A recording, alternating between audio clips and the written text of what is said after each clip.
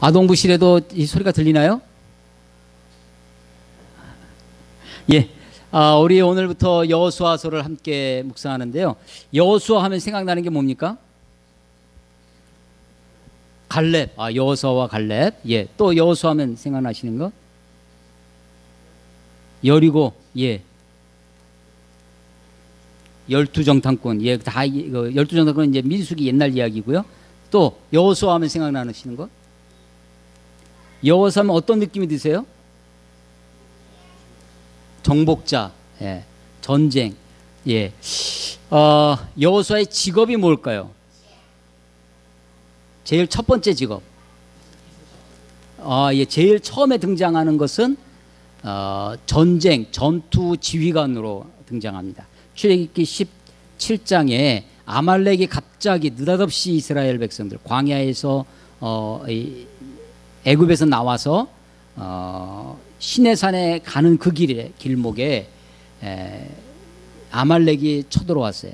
그래서 그 아말렉 그때 모세가 산꼭대기에서 손 들고 기도해서 전쟁에서 이기는데 손만 들고 기도만 하는 것이 아니라 나가서 싸운 사람도 있었어요. 그 나가서 싸울 때 그 전방 지휘관이 누구였냐면 여호수아였습니다. 사실은 전쟁의 승패가 어디서 벌어졌어요? 산꼭대기 위에서 모세가 손을 들면 이기고 손이 내려오면 지고, 그러니까 전쟁의 승패는 산꼭대기에 있었습니다. 근데 실제로 이 전쟁이 벌어지는 것은 최전방에서 여호수아가 싸우는 거죠. 전쟁을 다 이긴 다음에 그 일을 기록을 해서 여호수아의 귀에 못이 박히도록 외워 들리라 라고 했습니다. 여호수아가 그때 그 마음속에 어떤 마음이 들었을까요? 처음에 아말렉의 기습을 무찌르고 전쟁에 승리한, 전쟁에 이긴 지휘관, 내 마음속에 어떤 마음이 들었겠어요?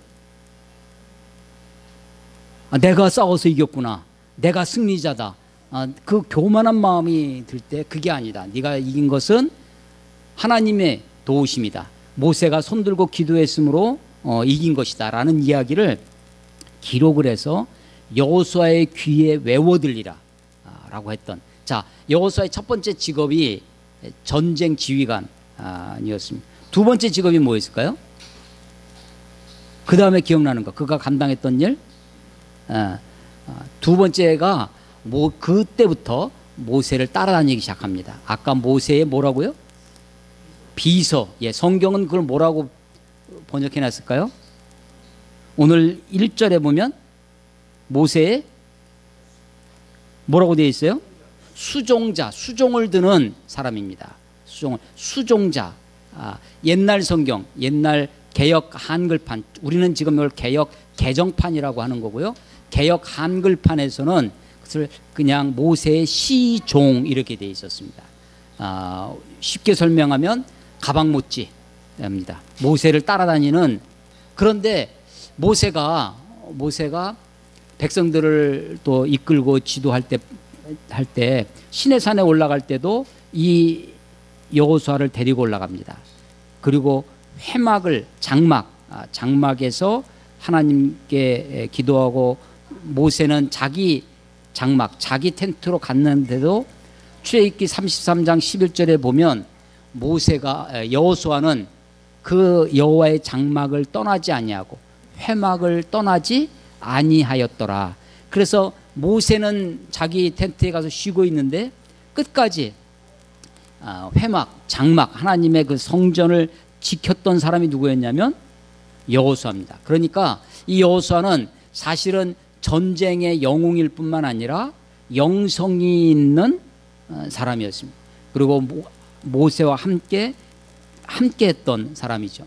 나중에 민수기에 오면 또 하나의 그의 역할이 주어지는데, 그게 아까도 한번 말씀하신 열두 정탐꾼, 스파이입니다.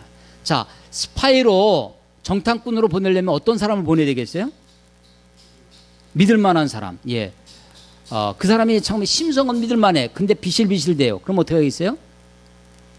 그런 사람 보내기는 쉽지 않을 겁니다. 뿐만 아니라 좀 아주 믿을만하고 몸도 아주 건강하고 그런데 사람이 조금 좀 굼뜨다 하는 거 있죠. 이게 판단이 좀 느리고 좀 행동이 이렇게 느려 터지면 스파이로 하기는 좀 어렵습니다. 그래서 스파이는 정탐꾼은 뭐 해야 되냐면 믿을만하고 건강할 뿐만 아니라 뭐 해야 되냐면 민첩해야 됩니다. 민첩함이 있어야 돼. 자, 각 지파에서 12지파 중에 한 명씩 골라서 12지파에 한 명씩 12명을 가나안 땅에 정탐꾼으로 보냈습니다. 그런데 여러분이 다 아시다시피 그 중에 돌아와서 보고를 하는데 10명은 부정적인 보고를 하고 여호수아와 갈렙만 믿음의 보고, 하나님이 우리에게 저 땅을 주셨습니다 라고 믿음의 보고를 했던 믿음의 사람이 바로 여호수아다라고 하는 것이죠. 자, 여호수아가 전쟁 지휘관, 전투 지휘관이었어요. 또 모세의 수종자, 비서였습니다. 그리고 정탐꾼이었어요. 마지막 그의 직업이 이스라엘 민족의 지도자가 되는 것입니다. 자, 모세는요 얼마나 놀라운 사람이었냐면 그 지팡이 하나로 홍해를 가른 사람입니다. 그 절대 권력을 가지고 있던 애굽의 이집트의 파라오를 무찌르는 사람이에요. 10가지 재앙을 통해서 그야말로 카리스마가 철철 넘치는 그런 능력의 사람이었습니다. 바위를 치니까 바위에서 생수가 터져나오기도 하고요. 그가 기도하니까 하늘에서 만나가 또 메추라기가 내려오기도 했었습니다. 그런 모세를 이스라엘 백성들이 40년 동안 경험하게 하는 것입니다. 신명기, 창세기, 출애굽기, 레위기, 민수기, 신명기 마지막 모세오경의 마지막 책에 보면 모세가 죽는 장면이 나오는데 그의 무덤이 어디에 있는지 아무도 모르더라. 만약에 모세의 무덤이 있었다면, 그 모세의 무덤이 있다면 사람들은 그 무덤을 어떻게 만들었겠어요? 그것을 아마 성지화했을 것입니다. 모세가 행한 그 모든 일 때문에 아마 모세는 하나님 격으로, 지금도요 이스라엘 성지에 가보시면 여러 이제 이단이죠. 옛날 아주 오래된 이단 중에 모세를 섬기는 그런 족속도 있어요. 모세를 섬기는. 그러니까 이 모세를 아직도 그들이 그렇게 하는 거죠. 캐톨릭에서 가지고 있는 성경은 우리가 가지고 있는 성경과 조금 다릅니다. 우리는 외경을 정경으로 믿지 않는데 그 캐톨릭에서는 외경을도 함께 정경으로 포함하고 있어요. 그 외경 중에 보면 모세 승천기라는 것이 있어요. 모세 승천기. 승천했다는 이야기는 죽지 않고 올라갔다는 거죠. 엘리야처럼. 그런데 그러니까 이제 무덤이 없으니까 그렇게 사람들이 이야기를 하는 것입니다. 근데 성경의 신명기에 보면 분명히 모세가 죽었는데 다만 사람들이 그 무덤을 알지 못하더라. 무덤을 알지 못할 뿐이었습니다. 그런 모세가 죽은 것으로부터 오늘 이야기가 시작됩니다. 우리 여호수아 1장 1절에 보면 여호와의 종 모세가 죽은 후에 2절에도 내 종 모세가 죽었으니, 예, 모세가 죽은 것은 정말 아주 큰 충격이었을 것입니다. 모세가 120살에 죽었는데 모세는 120이 되도록 눈이 흐리지 아니하고 그의 체력이나 이런 것이 아주 건장한 그런 모습이었습니다. 그런데 하루아침에 하나님이 그를 죽이시고 데려가신 거죠. 모세가 죽은 다음에 소위 리더십의 계승, 지도자가 계승되어지고 있는 겁니다. 그 사람이 바로 여호수아죠.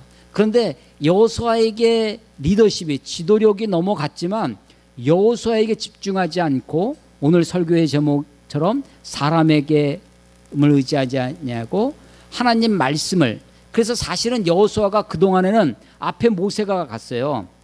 여호수아가 그 모세를 따라가면 됐습니다. 근데 이 모세가 없어졌어요. 그럼 여호수아가 어떻게 되겠어요? 갈 길을 모르겠죠. 근데 이 모세의 자리에 누가 있는 거예요? 말씀이 있는 겁니다. 율법이 있는 거예요. 율법이. 자, 창세기에 보면 믿음의 시작이 누구에서 시작하냐면 믿음의 조상 아브라함이, 근데 아브라함이 갈대아 우르에서부터 하란을 거쳐서 가나안에 올 때 혼자 오지 않았습니다. 물론 아내 사라도 있었지만 조카 롯이 있었어요. 이 롯도 아브라함은 하나님의 말씀을 쫓아갔고, 아브라함은요 여호와의 말씀을 쫓아갑니다. 그 말씀을 따라가는 거예요. 롯은 누구를 쫓아가겠어요? 아브라함을 쫓아갑니다. 아브라함 삼촌 아브라함을 쫓아가는 거예요. 그런데 12장에 가나안에 도착한 아브라함과 롯이 풍성한 아주 이 가축들이 많아졌어요. 13장에 가면 그들이 결별하는 장면이 있습니다. 아브라함의 목자들, 롯의 목자들이 이게요 가난하고 없을 때는 단칸방에서 온 식구들이 살 수 있어요. 근데 풍요로워지고 하면 한 방에서 이 방마다 한 사람씩 방을 쓰는데도 같이 못 삽니다. 이게 풍요로워지니까 함께 있기 어려운 거예요. 그래서 아브라함이 먼저 제안을 하죠. 네가 우하면 나는 좌하고 네가 좌하면 나는 우하리라 하면서 갈라쓰게 됩니다. 그래서 아브라함과 롯이 결별하게 되는데, 그때 롯이 선택한 곳이 어디냐면 요단 동편이라고 하는 소돔 고모라가 있는 곳이에요. 보니까 물이 많고 풍요로워서 애굽과 같아. 하나님의 여호와의 동산 같고 애굽과 같아서 이렇게 되어 있어요. 그러니까 완전히 이중 가치가 있죠. 두 가지 가치관이 다 있는 거예요. 여호와의 동산, 하나님께 대한, 그동안 아브라함을 따라다니면서 여호와의 동산에 대한, 하나님의 나라에 대한 것이 막연하게나마 롯에게 있었던 것 같습니다. 그런데 애굽에 내려가, 이 흉년을 맞이해서 애굽에 내려갔다 올라왔어요. 그래서 애굽이 얼마나 풍요로운 곳인지 세상이 얼마나 좋은 곳인지 세상 맛도 본 곳이에요. 그래서 소돔과 고모라 쪽을 보니까 물도 많고 풍부하고 풍요로운 곳을 선택해 갑니다. 자, 롯이 아브라함이 그 앞에 있었어요. 아브라함을 따라갔습니다. 아브라함이 없어진 자리에 뭐가 있어요? 롯에게 그 앞에 뭐가 있어요? 세상이 있는 거죠. 번영이 있고 풍요가 있습니다. 그러니까 자기 마음대로 살아가는 거죠. 그러다가 그가 위험을 닥치고 결국은 소돔이 멸망할 때 아브라함을 통해서 겨우 구원을 받는 사람이 됐던 것이 롯이었습니다. 자, 모세가 있었어요. 카리스마가 철철 넘치는 하나님의 사람, 하나님의 종, 놀라운 지도자가 있었습니다. 그런데 이 모세가 없어졌어요. 근데 그 자리에 누가 있는 거예요? 말씀이 있는 곳입니다. 자, 지도력이 지금 리더십이 계승이 돼요. 리더십의 계승이 되는데 하나님은 사람을 들어 쓰시죠. 그런데 그 사람이 모세와 같은 그런 사람을 계속해서 쓰시는 것이 아니라, 물론 여호수아에게로 사람이 세워지지만 여호수아를 그렇게 높여서 그를 기적적인 인물로, 그를 기적과 이적과 표적으로 그를 쓰시는 것이 아니라, 이제는 그도 여호수아 역시 하나님의 말씀을 따라 사는, 말씀을 따라 살려면 뭐가 있어야 되냐면 이제 믿음으로 살아가게 되는 것이죠. 하나님이 이제 모세에게 말씀하셨던 것처럼 여호수아에게도 말씀하기 시작합니다. 여호수아에게 명령하시는 것이 1절부터 9절까지 나와 있어요. 1절부터 9절에 이 하나님의 명령, 하나님의 말씀의 제일 첫 명령이 뭐였냐면 이 요단을 크로스하라는 거죠. 건너서 내가 너에게 지시할 땅으로, 너에게 준 그 땅으로 가라. 2절에 나와 있는 것이 첫 번째 명령, 건너가라는 것입니다. 그래서 여호수아가 1장부터요 24장까지 있어요. 앞부분, 전반부 1장부터 5장까지는 거기에 많이 나오는 단어가 뭐냐면 건너가라는 겁니다. 건너가라. 뒷부분, 그 사이에 중간에는 전쟁 이야기입니다. 전쟁, 땅을 정복하고 그 땅을 분배해주는 정복과 분배가 가운데 있어요. 결론 부분 22장에서 24장까지는 여호수아의 마지막 유언, 여호수아의 마지막 고별 설교, 그렇게 되어 있어요. 자, 앞부분 전반부에 많이 나오는 단어가 뭐라고요? 어떻게 가라? 건너가라는 거예요. 후반부에 많이 나오는 단어는 뭐냐면 섬기라는 것입니다. 여호와를 섬기라. 여호와를 섬기라. 내가 너희들을 구원해낸 이유가 뭐냐?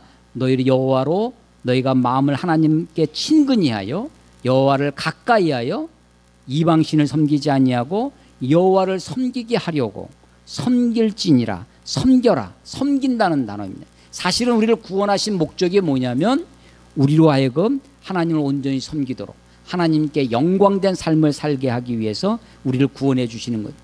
자, 건너가라. 어디를 건너가요? 여호수아가 이스라엘 백성들을 데리고 건너간 곳이 어디예요? 요단강입니다. 여러분 요단강 하면 뭐가 생각나세요? 며칠 후 요단강 건너가 만나리. 그 요단강은 뭐예요? 어? 죽음을 얘기하는 겁니다. 왜 언제부터 우리 기독교가 요단강을 무엇으로 지금 이미지화 시켰냐면 죽음으로, 마치 철학에서 레테르강이라고 뭐 이데아의 세계에 건너가는 그 강이 있는데 망각의 강이라는 건너와 이 요단강을 그렇게 합니다. 그래서 며칠 후 요단강 건너가 만나리. 그 요단강 건너가면 어디가 있다는 거예요? 천국, 죽음을 건너서 천국이 있다고 그렇게 얘기를 합니다. 그런데 여기서의 요단강은 어떤 거예요? 요단강을 건너가면 어디가 되겠어요? 가나안 땅. 어떤 땅이에요? 약속의 땅입니다. 하나님이 저들에게, 조상에게 주시겠다고 하신 그 땅을 차지하라는 것입니다. 건너가라.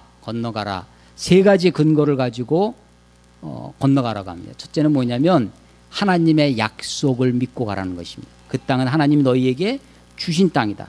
자, 2절에 보시면 내 종 모세가 죽었으니 이제 너는 이 모든 백성과 더불어 일어나 이 요단을 건너 내가 그들 곧 이스라엘 자손에게 주는 그 땅으로 가라. 하나님이 주신 땅이라는 것입니다. 4절에도 보면, 4절 끝에 보면 여기 여러 지역을 얘기하시고 너희의 영토가 되리라. 6절 강하고 담대하라. 너는 내가 그들의 조상에게 맹세하여 그들에게 주리라 한 땅. 누가 맹세한 거예요? 조상에게 맹세했어요. 누가? 하나님이 맹세했어요. 하나님은 사실은 맹세할 필요가 없으신 분이에요. 하나님은 한번 말씀하시면 그 말씀이 곧 현실이죠. 하나님은 신실하신 분입니다. 그런데 왜 맹세까지 하시냐면 그 약속을 듣는 우리가 잘 믿지 않으니까, 하나님의 약속을 자꾸 잊어버리니까 그것을 하나님이 강조하면서 맹세하십니다. 자, 그 건너가라. 첫 번째 근거가 뭐예요? 하나님의 약속입니다. 이 약속을 언제 하셨을까요?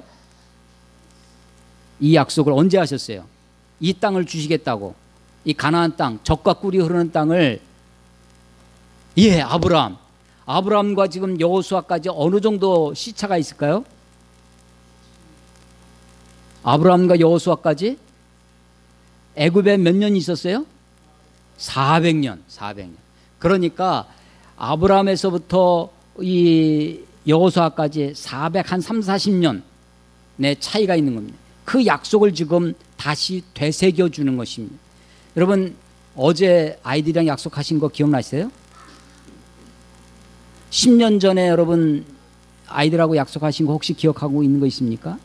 아니 100년 전이면 1919년, 그때는 우리가 일제하에 있었죠. 여러분 100년 전에 혹은 200년 전에 우리 조상들이 우리들에게 뭐 얘기했던 거 여러분 기억나시는 거 있습니까? 고종이 어떻게 하겠다고 한 거 여러분 기억나시는 거? 세종대왕이 우리들에게 어떻게 하겠다고 하는 거 기억나시는 거 있으세요? 1392년 조선이 건국되었는데 여러분 한 민족이 400여 년 전에 그 민족이 가지고 품었던 어떤 이상, 어떤 꿈, 어떤 민족이 가졌던 것을 400년이 지나서 그것을 여전히 기억하고 그것을 주장할 수 있다는 것은 아주 놀라운 일이죠. 건너가라, 요단을 건너가라고 했는데 첫 번째 근거가 뭐냐면 뭐라고요? 하나님의 약속입니다. 두 번째 근거가 있어요. 너희가 그 땅에 건너가서 그 땅을 차지하는 두 번째 근거가 뭐냐면 하나님의 말씀입니다. 7절 8절을 보겠습니다. 오직 강하고 극히 담대하여 나의 종 모세가 내게 명령한 율법을 다 지켜 행하고 우로나 좌로나 치우치지 말라. 그리하면 어디로 가든지 형통하리니 이 율법책을 내 입에서 떠나지 말게 하며 주야로 그것을 묵상하여 그 안에 기록된 대로 다 지켜 행하라. 그리하면 내가 내 길이 평탄하게 될 것이며 내가 형통하리라. 자, 하나님의 약속이 430년 전에 있었던 오래된 하나님의 약속이 있어요. 그 약속은 아직도 유효합니다. 그 약속을 붙들고 가라는 거예요. 그 약속 과거의 약속이에요. 오늘 현재 우리는 무엇을 붙들고 가야 되냐면 하나님의 말씀을 붙들고 말씀의 근거에서 그 땅을 건너 가는 것입니다. 그 땅을 건너 그 땅을 차지하는 것이죠. 하나님의 말씀 7절에 보면요, 명령, 이 7정이 우리가 쭉 문장이 되어 있지만 사실은 강하고 담대하라, 이게 첫 번째 명령이고요. 하나님의 말씀을 다, 율법을 다 지켜 행하라, 다 지켜 행하라, 두 번째 명령이고요. 그래서 너희가 우로나 좌로나, 이게 우리는요 우로나 좌로나 보다 말에 입에 잘 붙는 건 뭐예요? 좌로나 우로나, 상하 좌우, 이 좌가 앞에 오는데 여기 우가 먼저 오죠. 여러분 영의정이 있고 좌의정 우의정이 있어요. 좌의정 우의정 누가 높은 걸까요? 예, 좌의정이 높은 사람입니다. 좌의정이 영의정 다음에 좌의정이 높아요. 임금이 보기에, 우리는 보면 좌이지만 임금이 보기에는 그 사람이 그렇죠. 그래서 좌의정. 자, 우로나 좌로나. 요즘은요 목사도 저기 우파 목사, 좌파 목사, 심지어는 좌빨 목사라고 부릅니다. 좌빨 목사가 뭐예요? 예, 좌익 빨갱이 목사라고 그렇게 낙인 찍고 사람들을 편가름하는 것이 우리 오늘날 우리 현대 기독교의 불행 중에 하나죠. 말씀을, 율법을 다 지켜 행하는데 우로나 좌로나 치우치지 말라. 자, 우로나 좌로나 치우치지 말고 말씀을 잘 지켜라. 말씀을 잘 지키는데 우로나 좌우로나 치우치지 말아라. 똑같은 말 같습니까? 아니면 조금 다른 것 같아요? 하나님의 말씀을 너희가 온전히 다 지켜 행하라. 그리고 너희가 그 말씀을 지켜가면서 좌로나 우로나 치우치지 말아라 라는 거예요. 순서가. 우리는 이 우로나 좌로라는 것을 어떻게 이해하냐면, 얼뜻 우리가 하도 지금 오리엔트가 돼가지고요, 이 이념화가 돼가지고 이거 꼭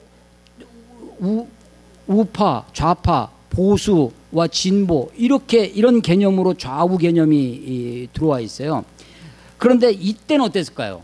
성경에서 우로나 좌로라 하는 것이 우리가 지금 이야기하는 이념적인 잣대로 사회에 대한 이해로 좌파 우파를 얘기하는 걸까요? 그러진 않을 것입니다. 그래서 여기서 말하는 우가 뭐고 여기서 말하는 좌가 뭐예요? 좌로나 우로나 치우친다는 것이 무엇인지, 말씀을 따라 말씀을 지켜 행하지 아니하고 좌우로 치우친다는 것이 도대체 우리가 왜 좌나 말씀을 보고 곧바로 가지 아니하고 왼쪽으로 오른쪽으로 치우쳐서 곁길로 가는 이유가 무엇인지, 왜 우리는 좌로나 우로나 치우칠 수 없는 것인지. 여러분, 인간이요 똑바로 걷는다는 것 어떨 것 같아요? 우리 복음성가 노래도 있어요. 똑바로 보고 싶어요. 똑바로 보고 싶어요 주님. 2절이 뭐냐면 똑바로 걷고 싶어요 주님. 기우뚱하기 싫어요. 근데 인간이 왜 똑바로 걷지 못하고 자꾸만 좌로 우로 치우칠까요?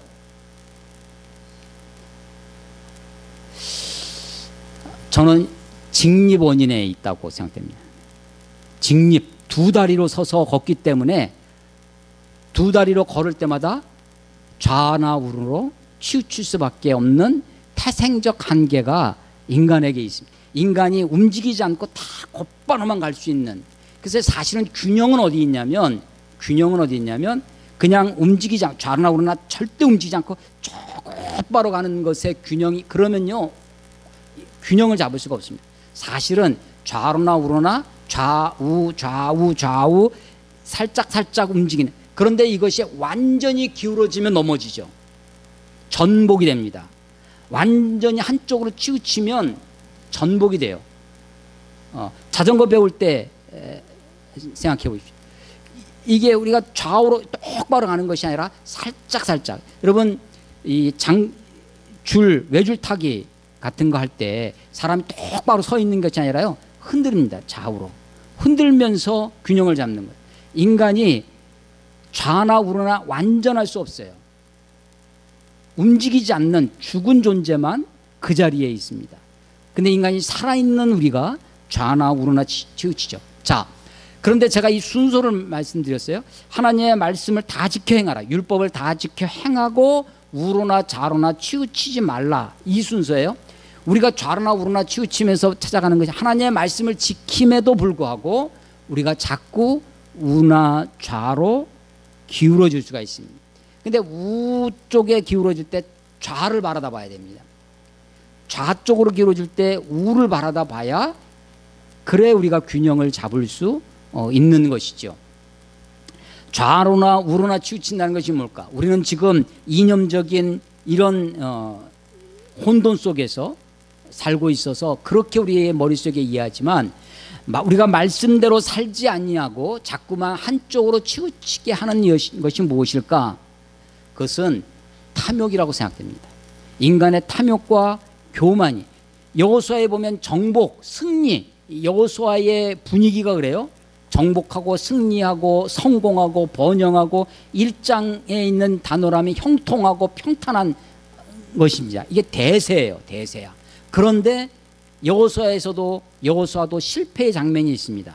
여리고성을 무너뜨린 다음에 곧바로 아이성의 실패가 있고요, 기브온 거민과 속아서 그들과 거짓된 맹세를 하는 장면도 있어요. 실패의 장면들이 있습니다. 왜 실패하느냐? 왜 좌나 우로나 치느냐? 인간의 탐욕 때문에 그렇습니다. 아간의 범죄 때문에 아이성의 전투에서 실패합니다. 인간의 탐욕이 그렇습니다. 인간의 탐욕이 인간이 하나님의 말씀만 붙들고 살아가게 하지 않습니다. 이 탐욕은요, 개인적 탐욕도 있지만 집단의 탐욕도 있어요. 내가 희생을 해. 내가 집안을 위해서는 희생을 해요. 우리 집안을 위해서, 우리의 가문을 위해서 내가 희생을 해. 근데 집안이 저지르는 죄, 집안이 갖고 있는 탐욕을 포기하지 못해요. 나는 희생을 해요. 자기는 희생을 하는데 교회의 탐욕, 교회도 탐욕이 있을 수 있나요? 공동체의 탐욕을 포기를 못해요. 그래서 공동체의 탐욕, 자기는 희생한다고 생각하죠. 그런데 교회의 탐욕을 지키기 위해서 말씀을 버립니다. 말씀을 떠나요. 그래서 이게요, 우로나 좌나 치우치지 말고, 그 앞에 우리말은 번역이 안 되어 있는데 그것으로부터, 그러니까 말씀으로부터 떠나, 이 말이 들어있어요. 말씀으로부터, from it, 율법으로부터 떠나서 우로나 좌로나. 왜 우리가 말씀을 붙들고 살아가다가 왜 말씀을 떠나 사냐면 탐욕 때문에 그렇습니다. 하나님의 말씀을 붙들고 여리고성을 무찌렀던 그들이 아간의 탐욕 때문에 아이성에 실패합니다. 기브온의 거민들한테 속아요. 나중에 왜 속는지 한번 찾아보세요. 어떻게 속는지 읽어보시기 바랍니다. 9장에 나오는 장면인데요. 그때 왜 속냐? 여호수아가 계속 승리의 도취에 있어요. 그래서 기브온 거민들이 와서 우리랑 같이 불가침 조약을 맺자 할 때 하나님께 묻지 아니하고 딱 써 있습니다. 하나님께 왜 안 물어요? 여호수아가 왜 안 물어봤을까요? 그때 마음속에 있는 게 뭐예요? 교만입니다. 교만. 이제 내가 전쟁의 영웅이었던 내가 계속해서 지금 승리도 하고 지금 모세로부터 지휘권도 이양돼서 내가 이스라엘 백성들을 이끌고 요단강도 건너고 여리고성도 무찌르고 아이성의 실패가 잠깐 있었지만 그것도 회복해서 다시 아이성을 무찌르고 하면서 마음속에 뭐가 생겨요? 교만한 마음이 생깁니다. 하나님 없이도 내가 무엇인지 내 삶을 살 수 있다는 거예요. 우리가 좌로나 우로나 치우치는 이유가 뭐라고요? 저는, 여러분도 다르게 생각하실 수 있어요. 다르게 생각할 수 있습니다. 제가 생각하는 인간이 하나님의 말씀을 붙들고 살아간다고 하는 그리스도인이라고 하는, 구원받았다고 하는 우리가 왜 자꾸만 좌로 우로나 치우치느냐? 인간의 탐욕 때문에 그렇습니다. 집단의 탐욕 때문에 그렇습니다. 아니요, 명성교회가 세습을 하는 것도 마찬가지라고 생각해요. 거기에 세습에 찬성하고 그것을 위해서 집단이 동조합니다. 노회가 동조하고 교회가, 장로들이 똘똘 뭉쳐가지고 합니다. 자기를 희생해가면서 교회를 지킨다고 생각해요. 교회, 명성교회를 지키기 위한 모임 같은 거를 만들어서 하는 거예요. 그런데 더 큰 한국 기독교를 무너뜨리죠. 한국의 전도를 맡고 있는 것을 우리가 보게 됩니다. 하나님의 말씀을 지킨다고 시작했는데 나중에는 말씀은 없고 완전히 한쪽에 치우칩니다. 우돈 좌돈 탐욕 때문에. 그리고 내가 아니면 교회를 지킬 수 없다고 생각하는 거예요. 내 분신인 저 아들 김하나라고 하는 저 사람 아니고서는 지킬 수가 없다고 하는 교만이 그들로 하여금 말씀대로 살지 아니하고 끝까지 말씀을 붙들어, 아니 인간이 살짝 우로나 좌로나 치우칠 수밖에 없죠. 그러나 그러면서 균형을 잡아가야 되는데, 남들이 비판을 하면 그 비판의 소리를 귀담아 듣고 자기를 돌이켜볼 수 있는, 반추할 수 있는, 리프렉션 할 수 있는, 거울 삼을 수 있는 기회로 삼아야 되는데 완전히 더 나가 버리는 거죠. 완전히 더 나가. 노회 총회에서 어떻게 해가지고 어렵게 재판을 해서 재판에서 이것이 불법이다라고 판정을 해도 그 재판을 인정하지 않는 거예요. 더 지나가는 거죠. 자기들은 교회를 지켜야 된다. 하나님이 어떻게 세우신 교회인데, 내가 이 교회를 지키고 세우기 위해서 어떻게 했는데 라고 뭐가 생겨나는 거예요? 교만이 생겨나는 거예요. 교만과 탐욕이 인간으로 하여금 하나님의 말씀을 붙들고 살면서도, 그래서요, 하나님의 말씀 율법을 다 지켜 행하라. 그리고 우로나 좌, 이게 뒤에 하나님의 말씀을 붙들고 살아간다, 하나님의 말씀을 따라 산다고 하면서도 우로 치우치고 좌로 치울 수 있다는 것입니다. 하나님의 말씀을 다 지켜 행하라. 그리고 우로나 좌로나 치우치지 말라. 자, 건너가서 그 땅을 차지해라 라고 하는데, 근거가, 첫 번째 근거가 뭐예요? 건너가라의 첫 번째 근거, 하나님의, 아니, 조상들에게 준 약속이에요. 약속. 하나님의 약속에 근거하는 겁니다. 우리의 신앙의 근거도 뭐예요? 하나님의 약속이에요. 예수님이 우리를 구원해 주시겠다고 약속해 주신 그 약속 때문에 우리가 이러고 있는 거죠. 그런데 그 약속만, 과거에 있었던 옛날의 약속만 있는 것이 아니라 오늘 우리가 붙들어야 될 게 있어요. 그게 뭐예요? 오늘의 근거, 하나님의 말씀이라는 거예요. 자, 건너가라. 첫 번째 근거가 뭐라고요? 하나님의 약속을 믿고 건너가라는. 두 번째 근거가 하나님의 말씀이라는. 세 번째 근거가 있습니다. 세 번째 근거가 하나님의 동행입니다. 하나님의 임재예요. 임재. 자, 6절에도 보시면, 아니 5절, 내 평생에 너를 능히 대적할 자가 없으리니 내가 모세와 함께 있었던 것 같이 너와 함께 있을 것이라. 함께 있을 거라는 것입니다. 9절, 내가 내게 명령한 것이 아니냐. 강하고 담대하라. 두려워하지 말며 놀라지 말라. 내가 어디로 가든지 내 하나님 여호와가 너와 함께 하느니라 하시니라. 하나님의 동행, 하나님의 임재, 동행을 믿고 가라는 거예요. 우리가 건너가요. 요단강을 건너가서 하나님의 약속해 주신 그 땅을 건너가서 차지할 수 있는 세 번째 근거가 하나님의 임재입니다. 하나님의 임재, 하나님의 동행, 하나님의 함께 하심을 믿고 가라는 것입니다. 하나님의 약속, 제가 근거라고 표현을 했는데 하나님의 약속을 믿고 가는 겁니다. 하나님의 말씀을 믿고 가는 겁니다. 하나님의 임재를 믿고 가는 것입니다. 그래서 이 1장 초반부에 하나님의 명령이 여호수아에게 주어지는데, 명령, 대명령, 큰 명령은 뭐냐면 건너가라는 겁니다. 어디를 건너가라고요? 요단강을 건너가라는 겁니다. 요단강. 어떤 분이 이 요단이 상징하는 게 뭐냐, 우리가 건너가야 할 요단이 뭐냐, 우리는 지금 기독교에서는 뭐라고 지금 이미지화 됐다고요? 죽음을 이미지화 되어 있어요. 죽음으로. 며칠 후 요단강 건너가 만날이. 그러면 우리는 다 요단강 건너가면 우리 다 우리 집단 무슨 이 가끔 이단 중에 집단 자살하는 그런 이단들이 있어요. 그렇게 해야 될까요? 우리 요단강을 건너간다는 게 그 어떤 분이 요단을 뭐라고 설명하냐면 단절이라는, 과거의 단절, 광야로부터의 단절이라고 설명합니다. 그런데요, 요단강을 건너가기 전에, 요단강을 건너서 그게 이제 가나안 땅이에요. 팔레스틴이라고 하는. 그런데 우리는 이 선을 긋고 단절돼서 선을 넘지 못하게 합니다. 세상은. 여러분, 봉준호 감독이 1000만이 넘었나요? 그 기생충? 기생충에서요, 부자로 나오는 이선균이라고 하는 배우가 운전기사한테 하는 이 운전기사의 어떤 누명을 씌우는데 그 팬티 나오는 장면 있죠? 운전 밑바닥에.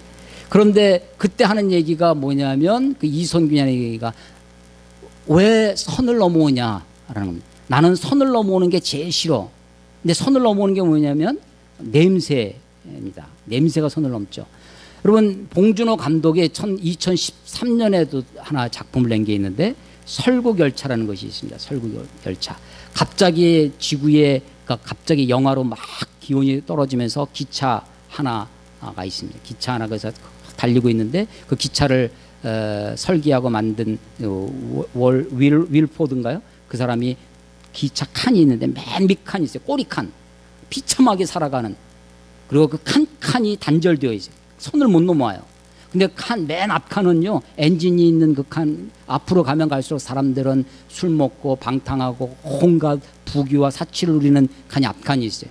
그 칸마다 군인들이 지키고 너희들은 그 뒷칸에서 그렇게 모진 그 선을 넘지 못하게 하는 거죠. 근데 봉준호의 이것도 그런데 세상은요, 지금 이스라엘 백성들이 어디서 나왔어요? 어디서 나왔어요? 애굽에서 나왔습니다. 애굽, 이집트 하면 여러분 머릿속에 딱 떠오르는 그림이 하나 있습니까? 제일, 여러분 이집트 혹시 아직 안 가보셨죠? 이집트 관광을 가셨다. 그럼 제일 먼저 떠오르는 파라오는 뭐 사람이니까 바로 피라밋, 피라밋. 이집트는요, 이집트뿐만 아니라 가나안도 그렇고 시리아, 뭐 레바논 어디도 다 어떤 구조냐면 피라밋 구조입니다. 피라밋 체계, 피라밋 시스템이에요. 사회 시스템이 그렇게 되어 있어요. 밑에는 누가 있어요? 맨 밑바닥에? 맨 밑바닥에 뭐가 있을까요? 노예가 있죠. 그 노예가 누가였다는 거예요? 이스라엘 백성들이 노예였다는 거죠. 맨 위에는 누가 있어요? 맨 위에, 피라밋의 맨 위에는 파라오가 있는 거죠. 이걸 전복한 게 뭐예요?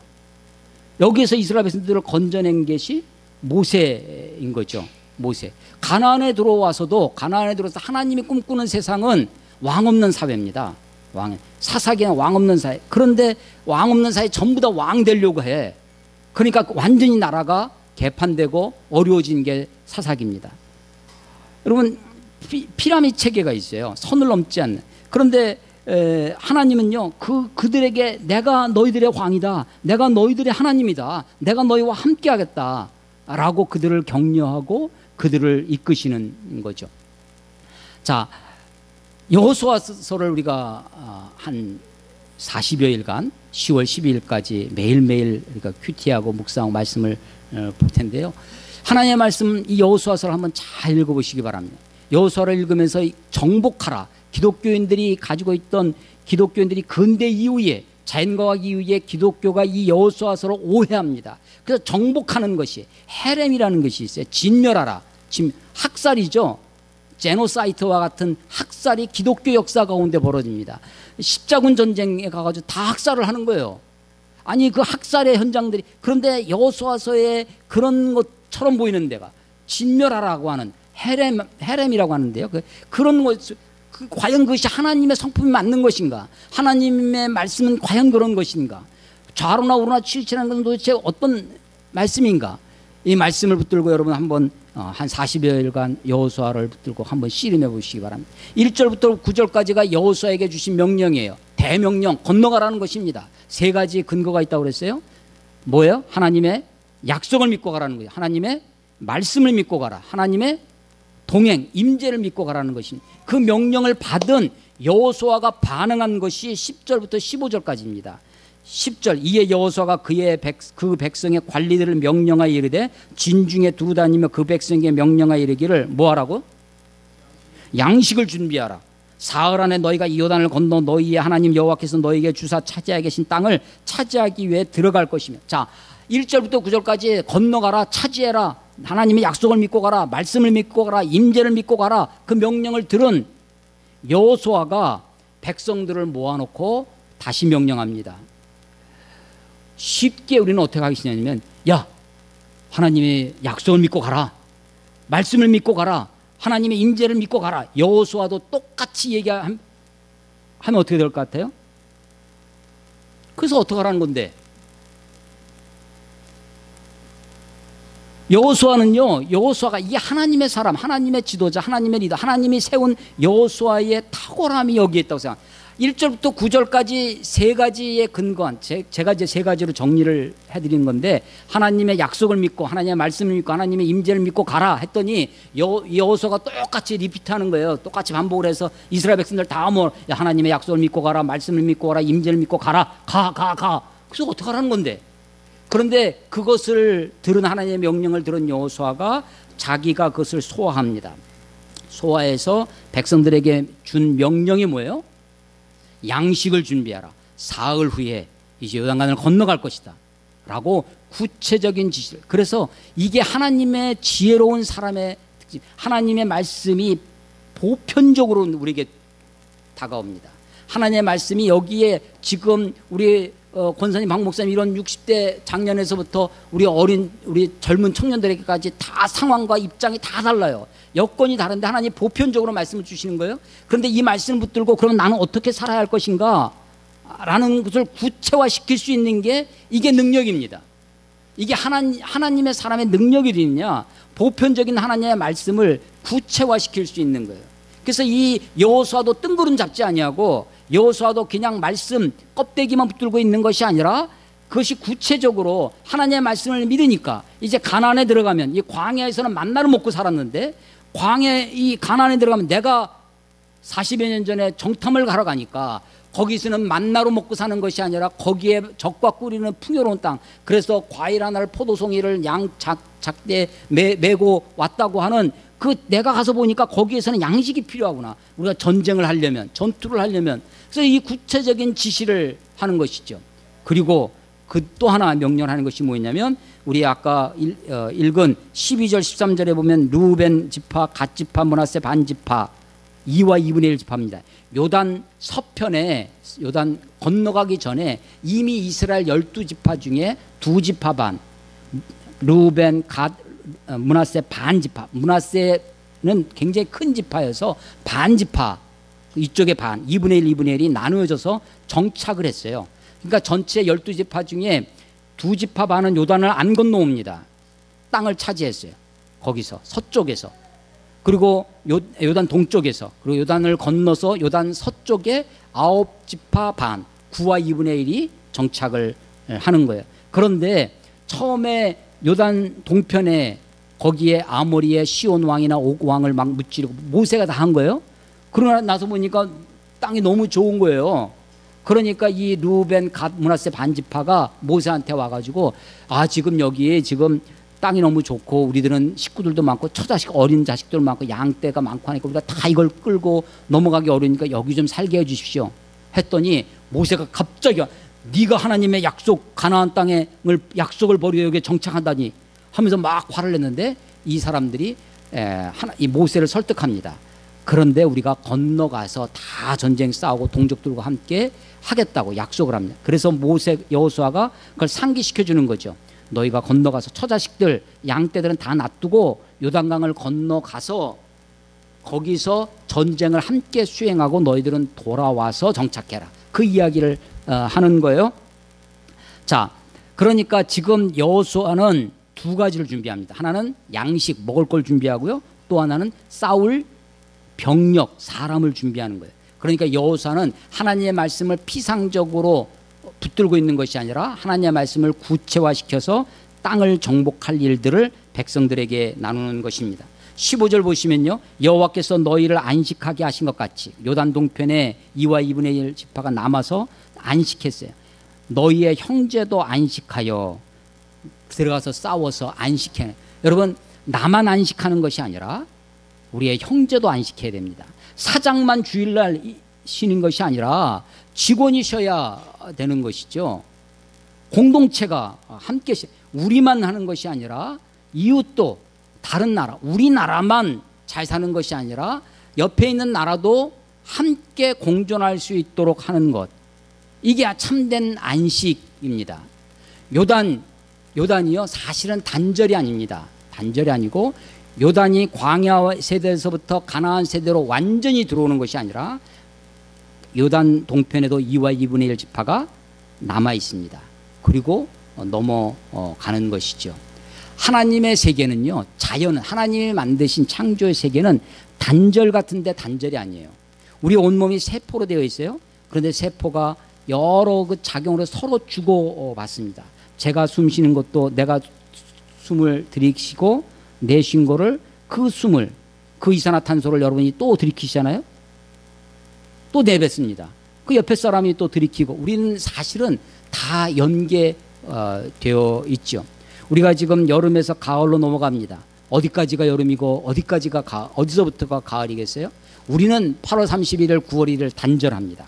인간은, 사람은 자꾸만 선을 그어요.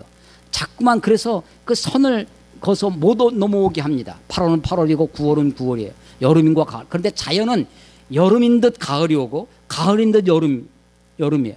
겨울인 듯 봄이고 봄인 듯 겨울이고, 자연은요, 근데 겨울은 겨울이고 봄은 봄이에요. 근데 봄과 여름이 서로 어울려 있습니다. 여름과 가을이. 세상은, 하나님이 만드신 세상은 그렇습니다. 설국열차에서 칸막이에서 못 넘어오게 총으로 가로막고 있는 게 세상입니다. 피라미드 세상에서 이것을 사람들은요 다 밑바닥에서 아귀다툼하고 살아요. 우리가 그런데 다 올라가려고 하죠. 어떻게 올라가느냐 하면, 올라가려면요 자기 동료를 짓밟고 올라가야 한 단계 올라갑니다. 피라미드 체계에서는 그래요. 피라미드 체계는 동료를, 을을 짓밟아야 올라갈 수 있는 게 피라미드 세상이에요. 세상은 그렇습니다. 세상은 그래요. 그런데 하나님은 거기에서 이스라엘 백성들을 출애굽시키는 거예요. 단절 같지만 단절이 아닌 게 하나님의 세상입니다. 자, 오늘 설교의 제목을 다시 한번 생각해 보세요. 사람을 의지하지 말고 말씀을 붙들어라. 예, 하나님의 약속의 근거에서, 하나님의 말씀의 근거에서, 하나님의 임재의 근거에서 우리가 하나님의 명령을 수행합니다. 건너가라. 건너가라.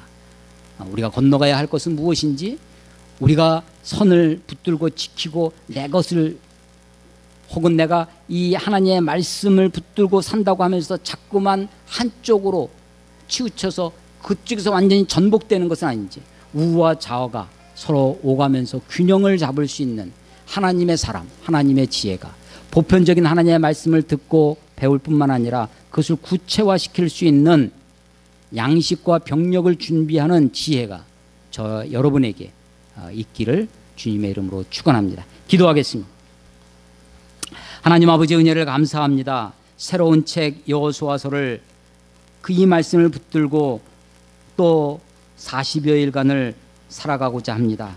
하나님, 우리가 눈에 보이는 세상, 정글과 같은 약육강식의 세상 속에 살고 있지만, 하나님, 우리가 세상만 보고 살지 아니하고 하나님을 바라다보며 하나님의 말씀을 붙들고 살아가는 하나님의 백성들이 다 될 수 있도록 하나님 인도해 주시옵소서. 우리가 붙들어야 할 하나님의 약속은 무엇인지, 우리가 붙들어야 할 하나님의 말씀은 무엇인지, 우리가 하나님과 어떻게 동행하며 살지, 하나님 우리들로 하여금 지혜를 주시고 우리들에게 용기를 주셔서 강하고 담대하게 이 세상에 온전히 살아갈 수 있도록 하나님 축복해 주시옵소서. 예수님 이름으로 감사하며 기도드렸사옵나이다. 아멘.